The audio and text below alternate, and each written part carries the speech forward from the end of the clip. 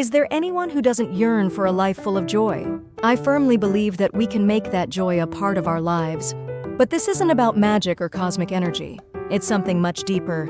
It has to do with our attitude and how we embrace every experience in our lives. Take a moment to think about your life. Is there anyone who isn't fighting a battle in some aspect? We all have our struggles, our fears, our worries. An abusive father, a mother who didn't love you, a love that left, a health problem, a severe financial hardship. These are things that break your heart and make you think life is unfair, aren't they? But I always say that even though these experiences leave their mark on us, it doesn't mean we can't be happy. In fact, when we heal and reframe these experiences, our lives become more fulfilling and meaningful. The important thing isn't to deny that these problems exist, but to face them. How do we talk to ourselves when things get tough? How do we manage conflict? I always insist that the fundamental thing is to enjoy the small everyday blessings. Yes, every day there is something good. And it's also important to learn to manage the bad, as they are also a part of life. To be able to enjoy those little joys that life offers us, we need an inner voice that accompanies us with love and confidence. That voice is our self-esteem. Sometimes the strongest voices that resonate in our memory are those that bring back childhood memories. Moments when we were criticized, made to feel insecure or worthless. It is important to learn to recognize those voices and say to them, "Thank you for the information, but I don't believe that story anymore." So today I invite you to reflect. Do you truly love yourself? Do you treat yourself well? Do you allow yourself to be happy? Imagine for a moment that one of the people you love most in the world comes to you with eyes full of sadness and a heavy heart, confessing that they feel unwell, that they are going through a difficult time. What would you say to them? Would you say negative things? Would you criticize them? Would you make them feel even worse? Of course not. You would offer them a warm hug, a comforting smile, and words of encouragement that fill their heart with hope. You would remind them of their strengths, their virtues, their achievements. You would tell them that you trust them, that you love them, that everything will be okay. So why don't we do the same with ourselves? Don't give any more power to that voice that fills you with doubts, fears, and negative thoughts.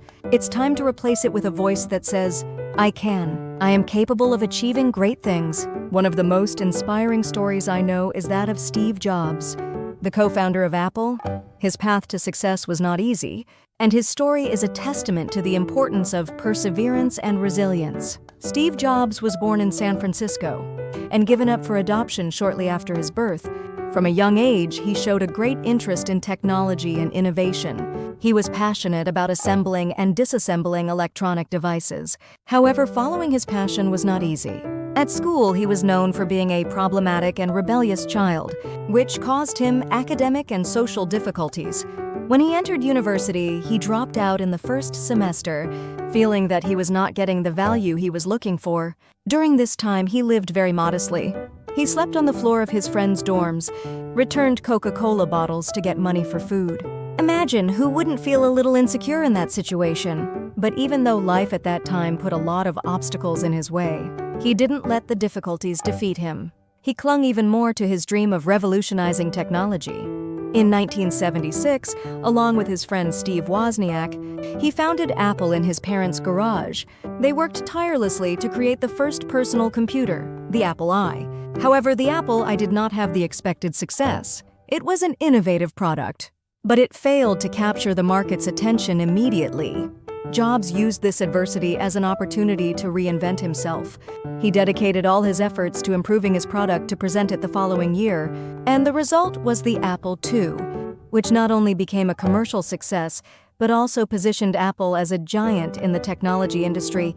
His story inspires us not to be discouraged by obstacles. Life sometimes tests you, reminding you that the fear of failure should not be a break, but a reason to inspire you to persevere. His determination led him to continue innovating, overcoming obstacle after obstacle, to build a legacy that continues to evolve and endure over time. Every no you receive is an opportunity to learn and grow, until you finally achieve the yes. As Steve Jobs said, your work is going to fill a large part of your life, and the only way to be truly satisfied is to do what you believe is great work. and the only way to do great work is to love what you do. Stumbling is not an obstacle, but the foundation upon which success is built. That inner strength that drives us to move forward is the same one that allows us to appreciate every moment of life, and life is a gift, a unique and unrepeatable moment. Why let this precious gift be wasted on worries and regrets? One of the things I have learned in life to avoid suffering is to live in the present. We must let go of the anxieties of the future and the scars of the past, because that is the only way to live our lives to the fullest. Have you ever wondered why you sometimes feel like a ship adrift without a fixed course? It's as if life carries you from one side to another without you having control, right?